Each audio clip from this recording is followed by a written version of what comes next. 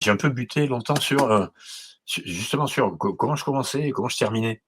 En m'apercevant, au bout d'un certain temps qu'en fait, et il y avait eu une coïncidence dans mon affaire qui avait quand même une certaine beauté, parce qu'il y a beaucoup de beauté dans ce qui m'est arrivé quand même, hein. Et l'une de ces beautés, c'est de savoir que, alors quasiment le même jour, ou du moins sur 24 heures, heu, j'ai été tué par la chimiothérapie, puisque c'est sa fonction.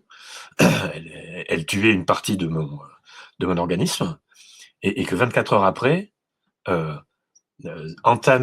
s'entamait un processus de revitalisation. C'est-à-dire qu'en gros, le même jour, on me tue et je renais.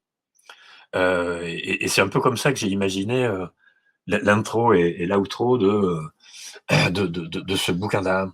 Mais encore une fois, oui, alors et tout de même, et c'est aussi pour ça que je crois que les lecteurs viennent me voir et entament une discussion.